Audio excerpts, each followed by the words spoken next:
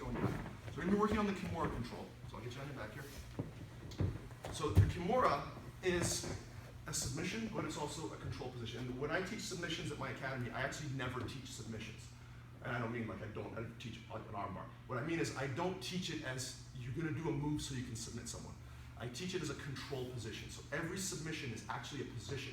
And if you can control it, then you can submit someone.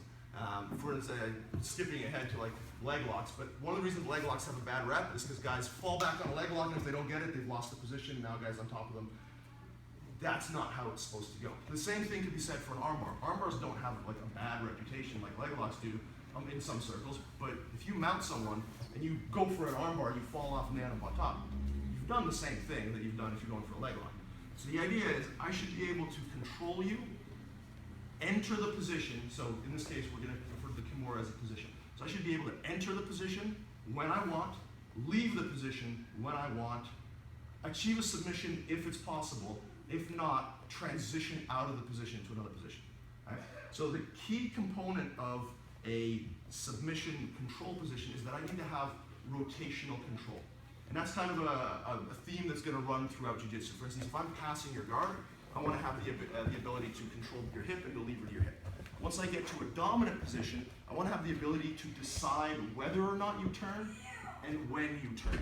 So, for instance, if I go side control like this is what we would call direct rotational control. I'm applying chest-to-chest pressure that's preventing Troy from being able to turn in any direction. I'm using the floor underneath me to aid that. Right? So I basically created a sandwich between himself and the floor and myself. Right? That's direct rotational control. The Kimura control is an example of lever-based rotational control. So in the case of direct rotational control is great if I want to prevent movement, but it's horrible for inducing movement. So if I want to make Troy turn, I can't do it right now. He has to choose to turn. So oftentimes you'll see people pass the guard, the guy starts turning, and then back take, whatever.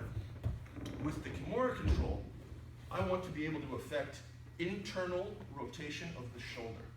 So I want to make a distinction between the Kimura grip, which this is a Kimura grip, everyone recognizes it, it's a figure four. Sometimes thumbs are in, sometimes thumbs are out, we'll go over that. But this is a Kimura grip. This has absolutely no reliable effect on his rotation, right? Like, don't let me turn you away right now. Right, now turn into me, let's see if I can stop it. Yeah, no. The longest time when I did Kimuras, I had this problem. I get here, I'm like, I'm gonna Kimura the guy, and he would suck his elbow in. Right? So the key component there is that if your shoulder is not internally rotated, then I'm not really doing anything resembling Kimura control. So I need to understand what a lever is. So I've got one lever here, the lever to his elbow, and I've got another lever here, the lever to his shoulder. This is kind of a tortured analogy, but it's like the difference between a screwdriver and a ratchet. When I use a ratchet, I'm multiplying the force. So this isn't really like a lever to a lever, it'd be more like a gear drive, but let's not get into that right now. Let's just call it a ratchet, simply. Right? So I've got this lever to the shoulder that I want to affect, and I've got the lever to the elbow that I want to affect. I'm going to be pushing this one down, and I'm going to be trying to lift this one up. You can see what happens to Troy's shoulder. It comes up and it internally rotates. This is the key concept to the Kimura control. So if I find myself here, and I got to the Kimura control here, now I want you to prevent me from rolling you.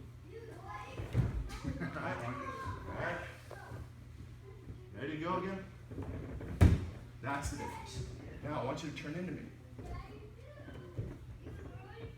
That's the essential difference.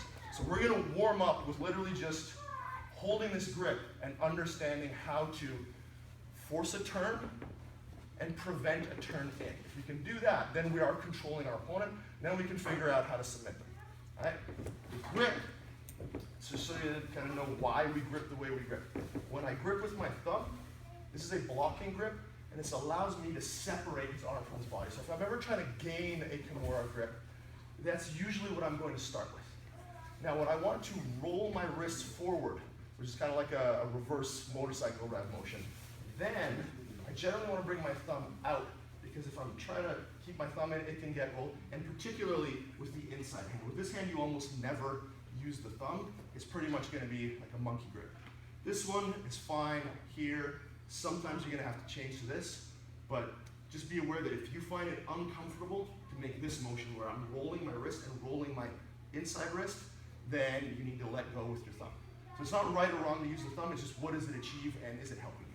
All right? So for now we can go thumb in, no thumb, and we're trying to punch our opponent's hand down towards their hip. They won't allow this because they don't want their shoulder broken. So they're gonna grab their pants, or they're gonna grab their gi or whatever belt, doesn't matter, right? As long as we know that this arm has to be turning in the socket of the shoulder, and we achieve that by pushing down and trying to lock the arm out as much as possible. If at any point you feel like you're losing it, your shoulder is going to come in and back up the tricep. So these are the two grips we're using. Both arms almost locked out with my elbow here capping his shoulder off, and my other arm, and you notice I'm not gripping right now. Depending on the length of your limbs, it may not even be comfortable to grip. You may want to do this like casting a fishing rod kind of motion. As long as my forearm is backing up his triceps, or my bicep is backing up his triceps. The only way I will lose the position is if his elbow gets inside of my arms. Now I no longer have the Kimura control. So we start with the grip. When we're gripping, by the way, there's a juncture here where the radius and the ulna, which are the bones in your forearm, meet your wrist, like meet your fingers. We want to grip within that juncture. That is going to give us a little bit more rotational control here. We're going to make the grip. We're going to start to push it down. I'm extending my arm, locking it out, and I'm trying to lock out my other arm. My partner's now going to try to turn into me. I should be able to stop. If I feel like I'm losing it, my bicep comes in, and then I'm going to try to turn him over. That's all I need is just to get him on his side. Everybody got that?